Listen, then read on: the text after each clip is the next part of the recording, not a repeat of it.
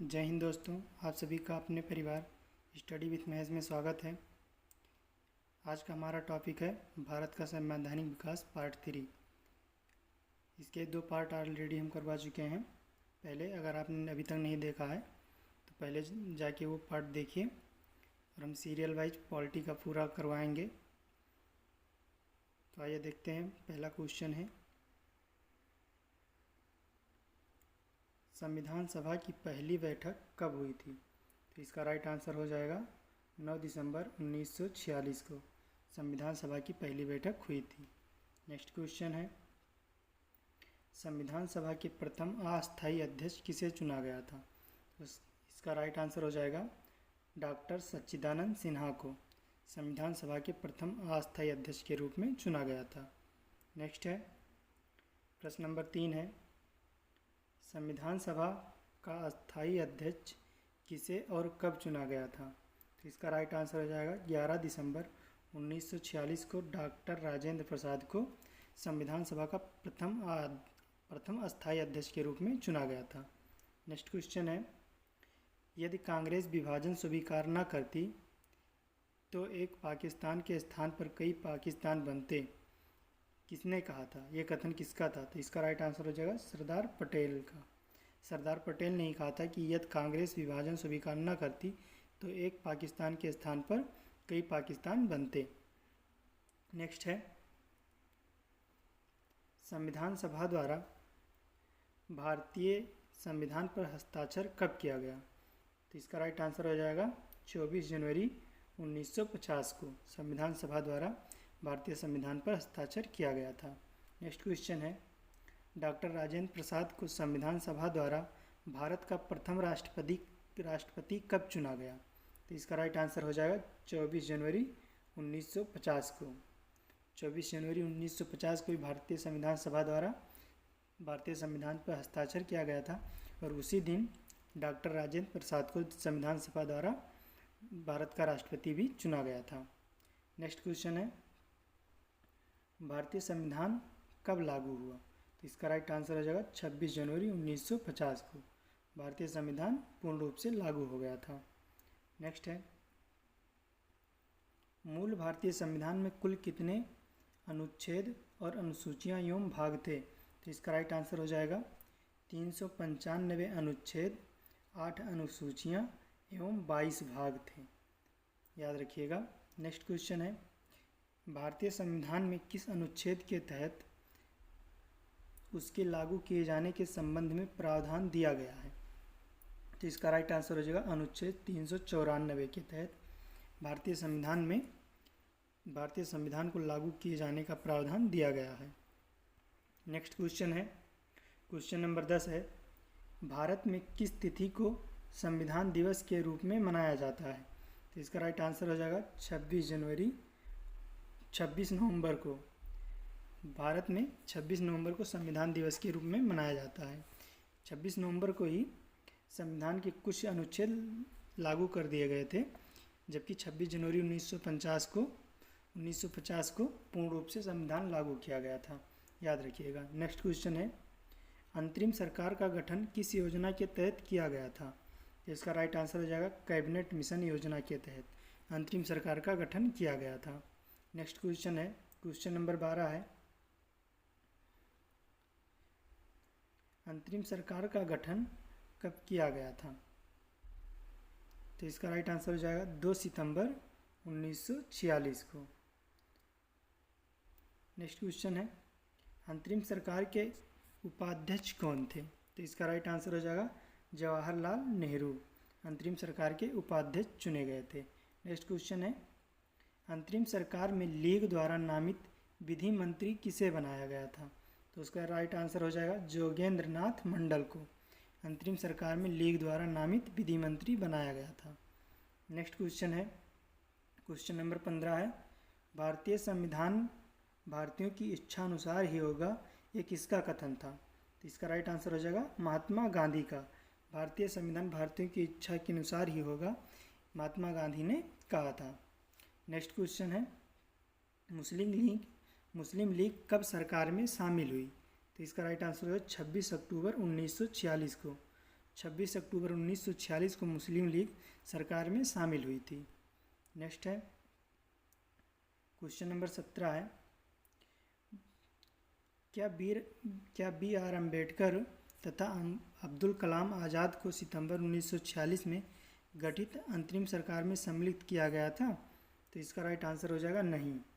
जो सितंबर 1946 में अंतरिम सरकार का गठन हुआ था उसमें ना तो भीमराव अंबेडकर को और ना ही अब्दुल कलाम आज़ाद को शामिल किया गया था, याद रखिएगा। नेक्स्ट क्वेश्चन है क्वेश्चन नंबर 18, सर्वप्रथम औपचारिक रूप से संविधान सभा के विचार का प्रतिपादन किसने किया? तो इसका राइट आंसर हो जाएगा एम.एन. रॉय ने सर्वप्रथम औपचारिक रूप से संविधान सभा के विचार का प्रतिपादन किया था। नेक्स्ट क्वेश्चन है, भारत में संविधान सभा का गठन किसकी संस्तुति के आधार पर किया गया था? तो इसका राइट आंसर हो जाएगा कैबिनेट मिशन 1946 की। कैबिनेट मिशन 1946 की संस्तुति पर संविधान सभा का गठन किया गया था।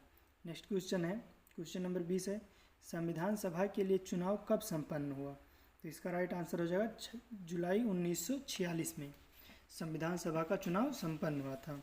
नेक्स्ट क्वेश्चन है, कुल कितने स्थानों के लिए चुनाव हुआ था? तो इसका राइट आंसर हो जाएगा 296 स्थानों के लिए। 296 स्थानों के लिए चुनाव हुआ था संविधान सभा का। नेक्स्ट क्वेश्चन है क्वेश्चन नंबर 22 है, संविधान सभा के चुनाव में कांग्रेस को कितनी सीटों पर जीत मिली? तो इसका राइट आंसर हो जाएगा 208 सीटों पर। 208 सीटों पर कांग्रेस को जीत मिली थी। और वहीं मुस्लिम लीग की बात की जाए तो उसमें मुस्लिम लीग को 73 सीटें प्राप्त हुई थी, याद रखिएगा। नेक्स्ट क्वेश्चन है, किस योजना के द्वारा भारत में एवं पाकिस्तान के विभाजन का प्राविधान किया गया? तो इसका राइट आंसर हो जाएगा माउंटबेटन योजना के द्वारा। माउंटबेटन योजना के द्वारा भारत एवं पाकिस्तान के विभाजन का प्राविधान किया गया था। नेक्स्ट क्वेश्चन है क्वेश्चन नंबर 24 है, जून 1948 तक अंग्रेज़ों द्वारा भारत छोड़ने की घोषणा किस ब्रिटिश प्रधानमंत्री ने किया? तो इसका राइट आंसर हो जाएगा क्लीमेंट एटली ने। क्लीमेंट एटली ने घोषणा किया था कि जून 1948 तक अंग्रेज़ों द्वारा भारत छोड़ दिया जाएगा। नेक्स्ट क्वेश्चन है, भारत एवं पाकिस्तान का विभाजन किस अधिनियम द्वारा हुआ? तो इसका राइट आंसर हो जाएगा भारतीय स्वतंत्रता अधिनियम 1947 के तहत भारत एवं पाकिस्तान का विभाजन हुआ था।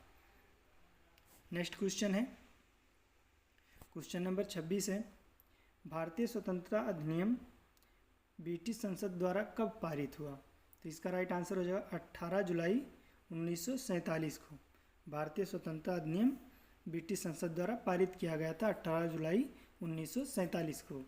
नेक्स्ट क्वेश्चन है, भारतीय स्वतंत्रता के समय ब्रिटेन में किस पार्टी की सरकार थी? तो इसका राइट आंसर हो जाएगा लेबर पार्टी की। जब भारतीय स्वतंत्रता का समय जब भारत स्वतंत्र हुआ तो उस समय ब्रिटेन में लेबर पार्टी की सरकार थी। अगला प्रश्न है प्रश्न नंबर 28 है, स्वतंत्र भारत के प्रथम गवर्नर जनरल कौन थे? तो इसका राइट आंसर हो जाएगा लॉर्ड माउंटबेटन। लॉर्ड माउंटबेटन स्वतंत्र भारत के प्रथम गवर्नर जनरल थे।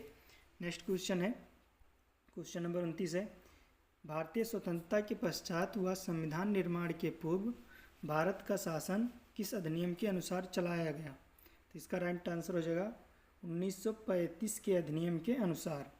भारतीय स्वतंत्रता के पश्चात और भारत निर्माण के पूर्व भारत का शासन 1935 के नियम के अनुसार चलाया गया।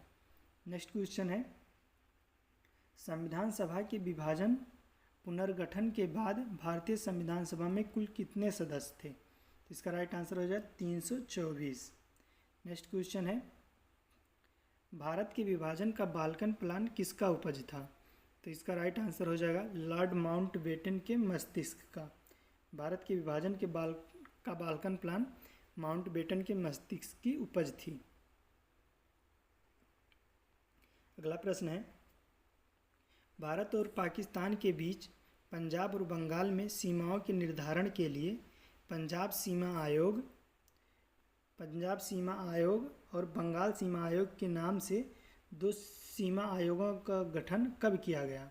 तो इसका राइट आंसर हो जाएगा 30 जून 1947 को। 30 जून 1947 को पंजाब सीमा आयोग और बंगाल सीमा आयोग का गठन किया गया था।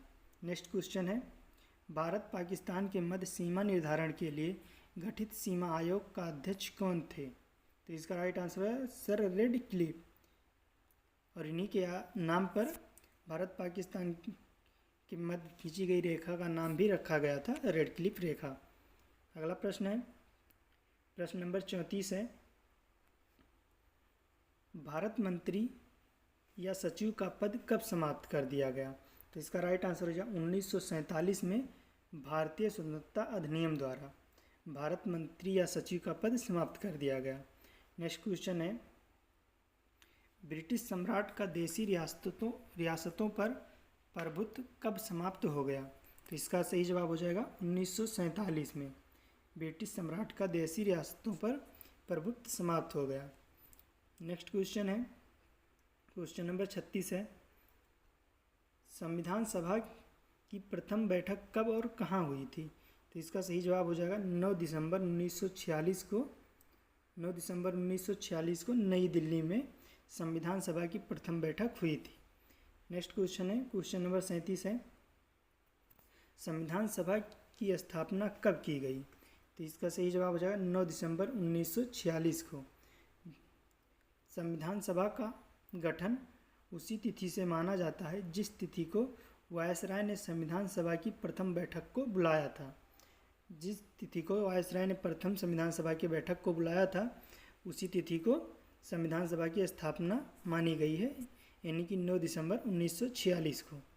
अगला प्रश्न है, प्रश्न नंबर 38 है, उद्देश्य प्रस्ताव में कुल कितने अनुच्छेद थे? तो इसका राइट आंसर हो जाएगा 8। उद्देश्य प्रस्ताव में 8 अनुच्छेद थे। अगला प्रश्न है, प्रश्न नंबर 39 है, 13 दिसंबर 1946 को उद्देश्य प्रस्ताव किसने प्रस्तुत किया था? तो इसका सही जवाब हो जाएगा जवाहरलाल नेहरू ने। 13 दिसंबर 1946 को जवाहरलाल नेहरू ने उद्देश्य प्रस्ताव को प्रस्तुत किया था। अगला प्रश्न है, उद्देश्य प्रस्ताव को संविधान सभा द्वारा कब स्वीकृति प्रदान किया गया? तो इसका सही जवाब हो जाएगा 22 जनवरी 1947 को। 22 जनवरी 1947 को उद्देश्य प्रस्ताव को संविधान सभा द्वारा स्वीकृत किया गया था। अगला प्रश्न है, प्रश्न नंबर 41 है,